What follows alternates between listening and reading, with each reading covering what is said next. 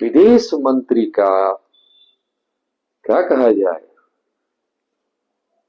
धोती खींचना। अब तो धोती कोई पहनता नहीं है, तो कुर्ता खींचने में लगे हुए हैं। विदेश मंत्री छोटा मोटा चीज नहीं है। नमस्कार, मैं आनंद कृष्णा आज फिर एक विषय को लेकर आपके सामने उपस्थित हूं। चलिए, विषय ये है कि आजकल ईरान और अमेरिका का युद्ध ही मतलब क्या कहा जाए, हॉट टॉपिक बना हुआ है। और इसी दरमियान पाकिस्तान के मीडिएटर होने की अफवाह फैली है सूत्रों के द्वारा। तो भारत के विदेश मंत्री ने कहा कि पाकिस्तान एक दलाल है, और इस स्टेटमेंट के लेकर भारत के बड़े बड़े जर्नलिस्ट, रवीश कुमार हो, अजीत अंजुम हो, और भी XYZ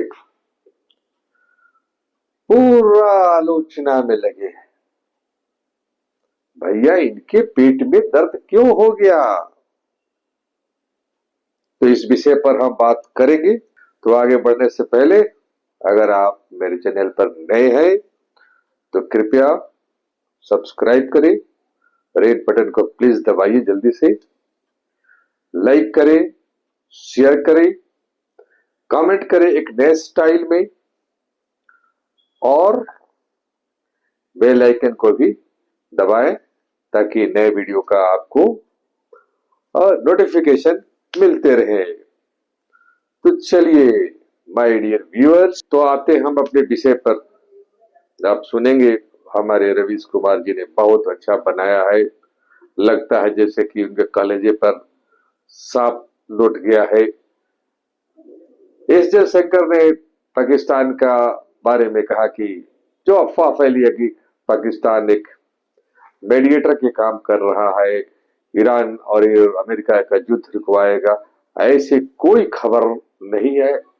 क्लियर है, खुद रवीश ने लिखा भी है कि ईरान ने तो उसको इनकार कर दिया।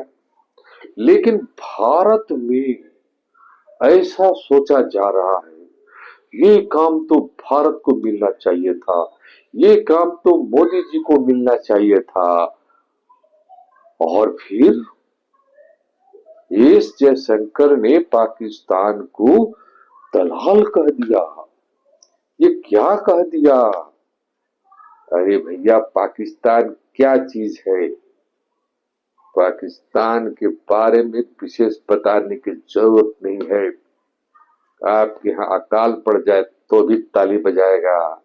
आपके यहाँ जिस तरह से मुंबई में अटैक हुआ, क्या उसका रोल रहा?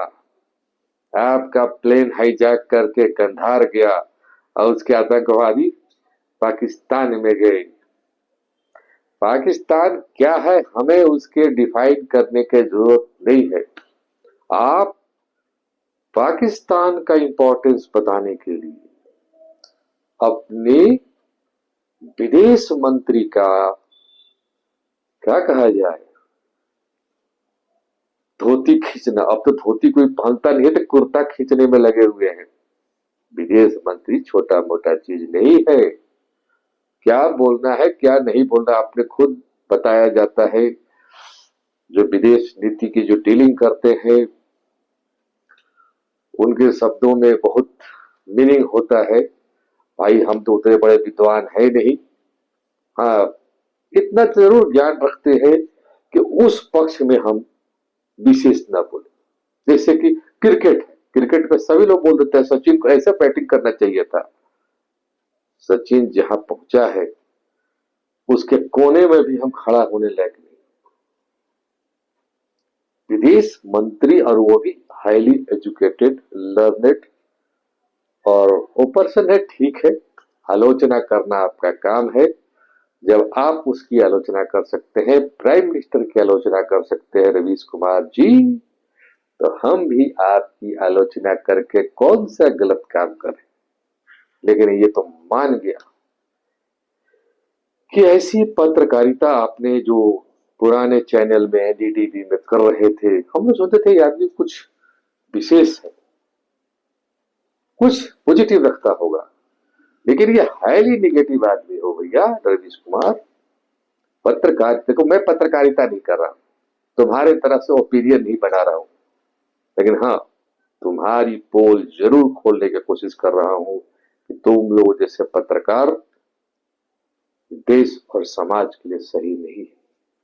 देश के अंदर क्या समस्याएं हैं, छोड़ के खाली ईरान को पकड़ लिया है और अमेरिका को, यही पत्रकारिता है, यही बच गया है न्यूज। चलिए, तो फिर मैं आपको एक सलाह दे रहा हूं।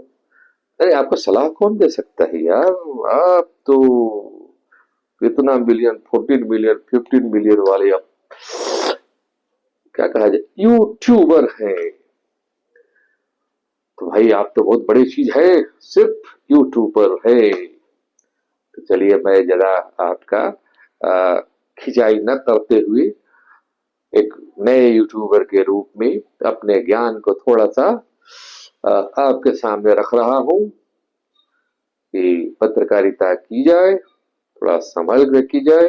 अपना देश पहले भैया, मैं मानता हूं हम अपने देश की बुराई इस रूप में नहीं करेंगे कि किसी भी रूप में पाकिस्तान की प्रशंसा हो। तो चलिए, आप इसी तरह से मेरे वीडियो को देखते रहिए, प्यार करते रहिए और लाइक कीजिए, शेयर कीजिए। फिर आज की मुलाकात बस इतनी कर लेना बातें, चाहे कल चाहे जितनी। धन्यवाद, धन्यवाद विशेष।